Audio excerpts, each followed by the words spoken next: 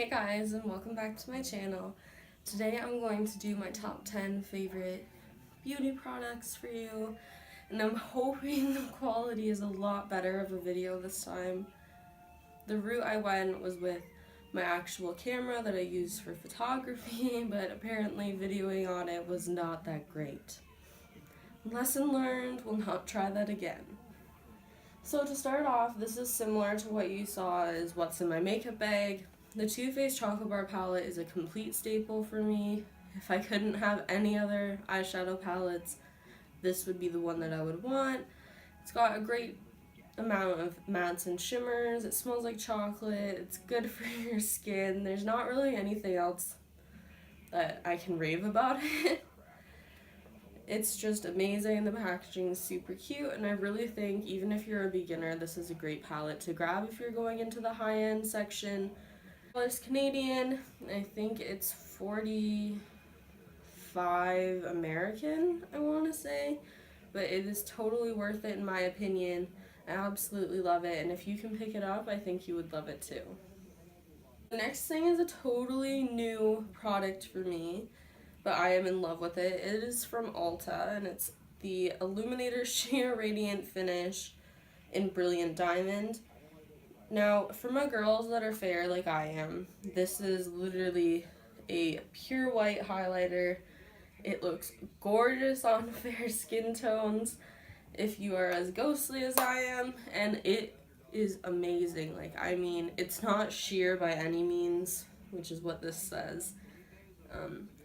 It is like you're glowing to the gods when you wear this. I think that was $4.99 American. I'm not sure what it would be Canadian because I did purchase it off the Ulta website in American. Thing is something that I feel like people don't really talk about that much, and it's the NYX color correcting palette, and I don't think it's in a shade. It just says 3CP04. It's great for when you're having like really red days, or if you have acne. It's also great for under your eyes if you haven't slept in 9 years, like I sometimes have to deal with. I'm not 100% sure what the yellow is to correct, but I mean, I can't complain. I use 3 of the shades out of the entire thing, but it's really good, I think, for people with all skin tones because it's got the more dark orange shade, which would be for color correcting the under eyes for people with darker skin tones. And it's also got either a contour color in it or a concealer for people who have dark skin. It's a really great palette. The pigmentation is amazing. You don't have to go over it 700 times to get it to do what you want it to. Overall, it's just a really good palette. I think it's $16.99 Canadian. Again, I'm not sure what the conversion is in American, but I will tell you if I know what the conversion is. But I really think it's worth it for whether you be a makeup artist or someone who's really, really into makeup. It's a great palette to start with, as opposed to just jumping right into like going to Sephora and buying a color correcting palette, or having to buy each individual color correcting concealers like the Naked Skin from Urban Decay, because that gets really pricey. But it's a really great palette. NYX never like fails to amaze me. It's a really awesome brand. Great of a price for being in the drugstore, but it's not bad either. The next thing, I just have the mini. I've held on to this puppy so long.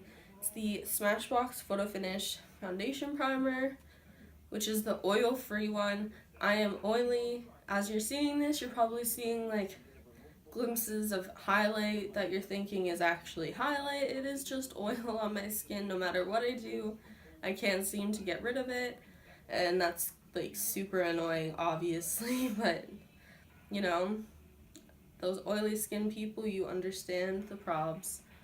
But this primer is great to smooth out the appearance of all your pores, and I find it does mattify my skin, at least for a couple hours, as much as I could hope it would. But it's a really great silicone based primer. If you're not into the silicone-y feel, I do not recommend this. There are other ones out there that are much nicer, but for people who can't have the hydrating primers, this is a really, really great one that you should check out. This is, I believe, $22 for a big one. I'm not mad about it. It lasts a really long time. I mean, you don't have to be super crazy with primer. And I've had this for quite a while. It's probably got to go in the garbage now, but I just keep holding on because I love it so much and I don't want to buy the big one. The next thing in here is a hidden gem, I would say, at the drugstore. I get it at Shoppers Drug Mart, which is in Canada, and it is the Essence Gel Eyeliner. Essence as a brand is super affordable, like $2.99 for a lipstick. I'm pretty sure this is $3.99. They've got eyeshadows, they have highlighters, they've got bronzers, they've got blushes, and everything I have found by them is under $10, like their entire brand, which I think is crazy.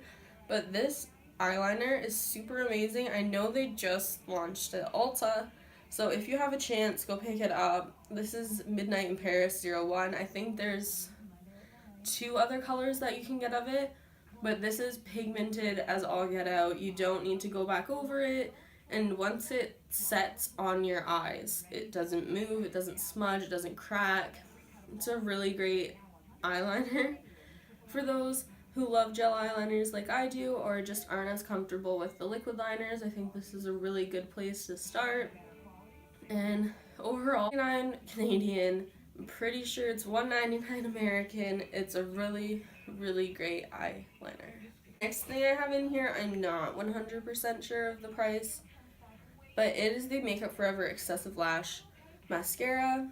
This mascara is for people who don't like the clumpy look, you know, like when things are volumizing or they're lengthening, usually you find that it's kind of clumpy, which is super annoying, and you don't want that out of mascara. At least I know I don't, but this mascara lengthens, volumizes, and it still isn't super clumpy, which, be honest to me, is actually a thing. I love this mascara so much, and I recommend it to everyone that I talk to because I'm literally like, no clumps. Love this. We're getting down to the last 4 products that are my top 10 holy grail products. The next one is this Smashbox Photo Finish Lid Primer. I've tried a lot of eyeshadow primers. I personally prefer their other Photo Finish Lid Primer that comes in a big like squeezy tube. This one is in light, and I'm pretty sure it comes in like 4 or 5 different shades depending on your skin tone or depending on what you want your primary color to be. It's not super thick and it's not greasy, which is nice, and it makes things stick to it much better than other primers I've tried. But Smashbox literally like kills the game with all their primers, whether it's a face primer or a lid primer. It's absolutely amazing. The next thing is my holy grail foundation. This is the Kat Von D Lock-It foundation.